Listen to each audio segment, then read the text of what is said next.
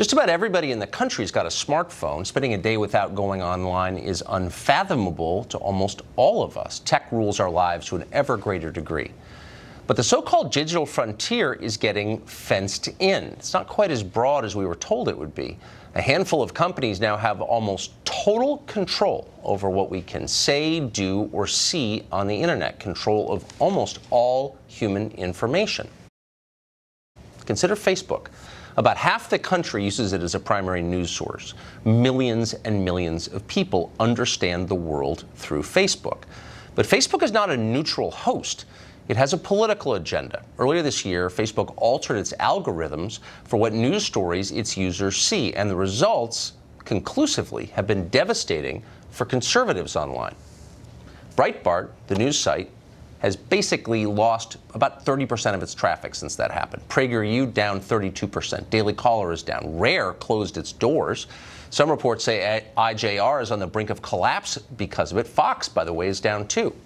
Meanwhile, purveyors of approved elite opinion, CNN, the New York Times, the Washington Post, they've been unaffected by this.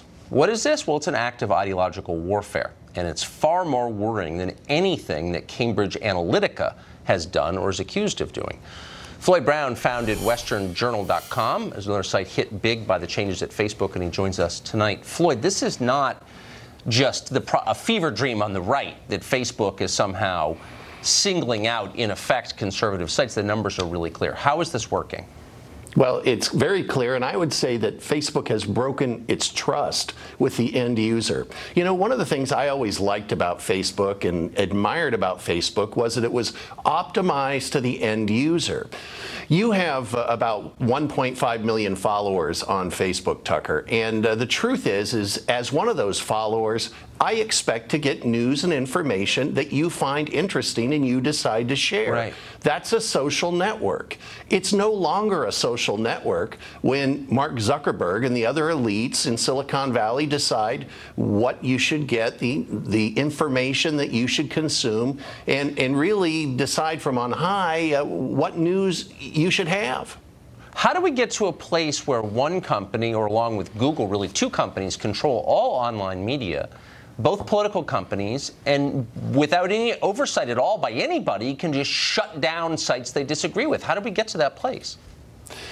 Well, I think that early on, Facebook did a fabulous job of letting people basically curate their own content. We all went online and we liked different people. We followed Donald Trump. We followed, people in the news that we liked. We followed publications that we liked.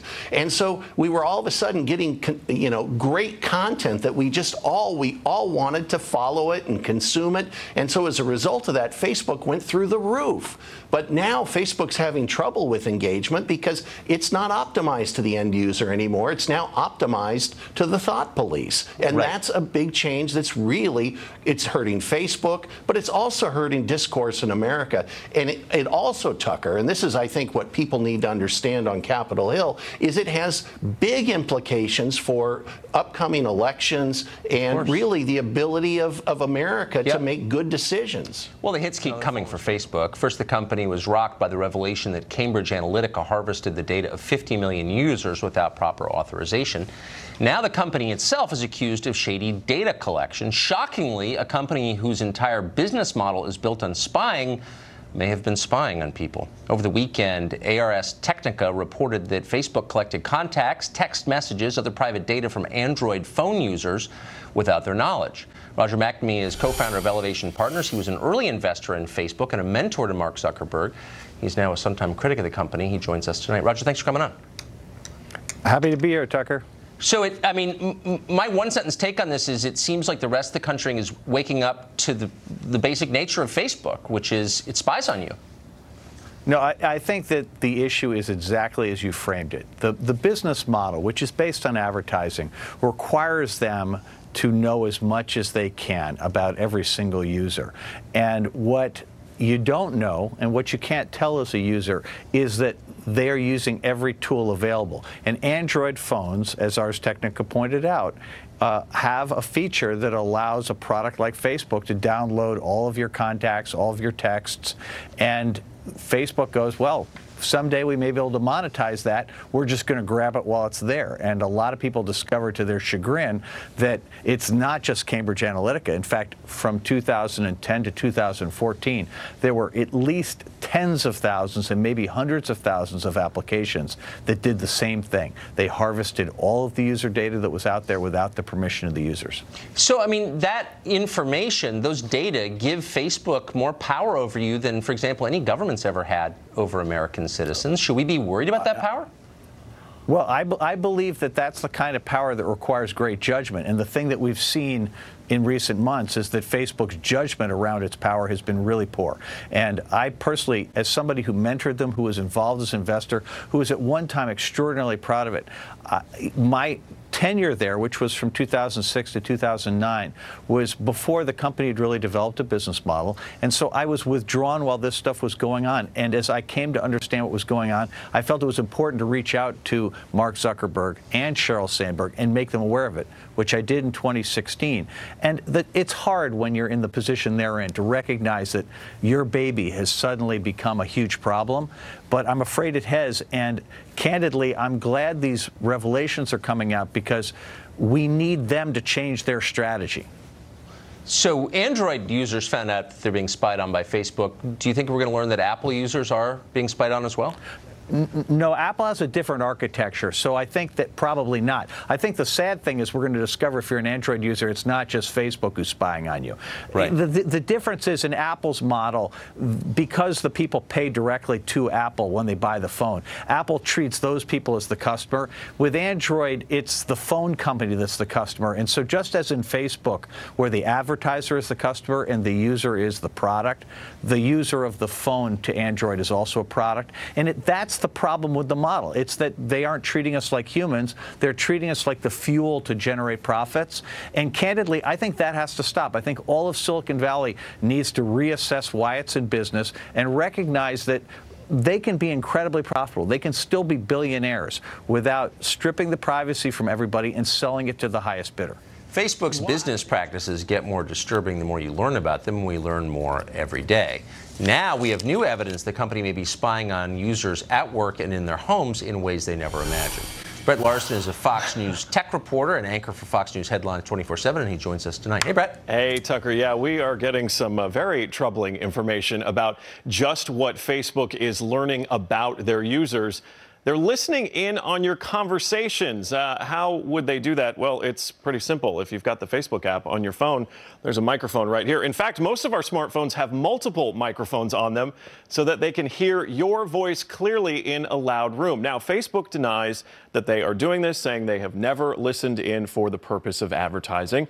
But many users have gone online, and folks have even queried me in person with anecdotal evidence that usually goes a little something like, hey, so I was having this conversation with a friend of mine, and we opened up Facebook and saw an ad about something that we were just discussing. Now, this news also comes as Christopher Wiley, he is the whistleblower seen here from Cambridge Analytica. He actually appeared before the British House of Commons. That's similar to our House of Representatives.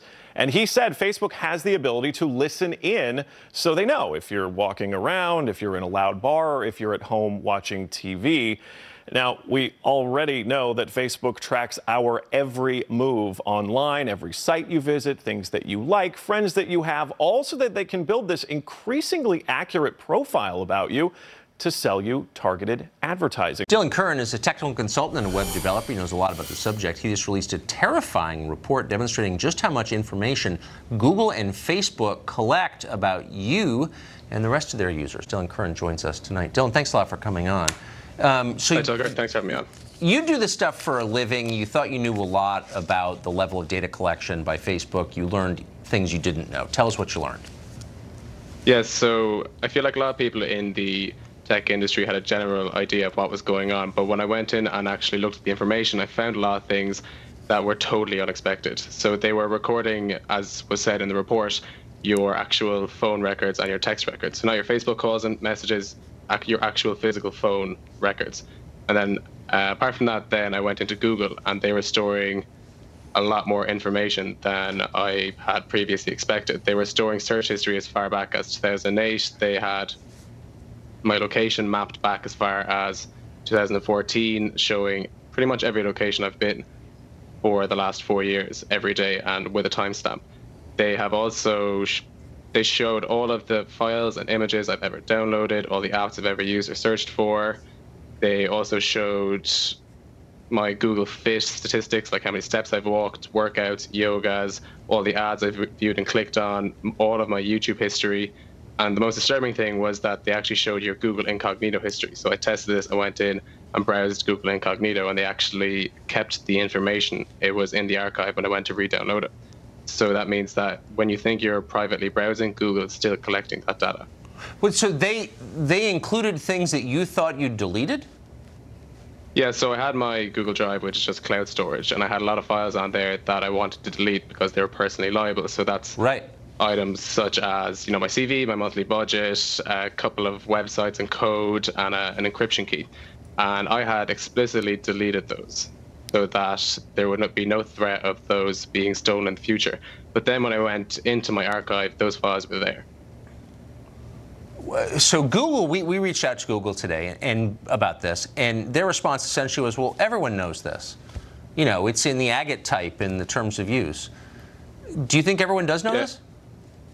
No, absolutely not. And my tweets wouldn't have received such unbelievable attention if that was the case. Saying everybody knows this is a cop-out, because they're saying everybody knows this because when you when you accept the terms and conditions of all the apps, you are technically signing away your rights to that information. But realistically, nobody does read the terms and conditions because not everybody has the time to read those terms and conditions, and not everybody is a trained lawyer. Well, that's right. And it's inherently dishonest. If they tell you you're deleting something, but they keep a record of it, it's not deleted. That's a lie.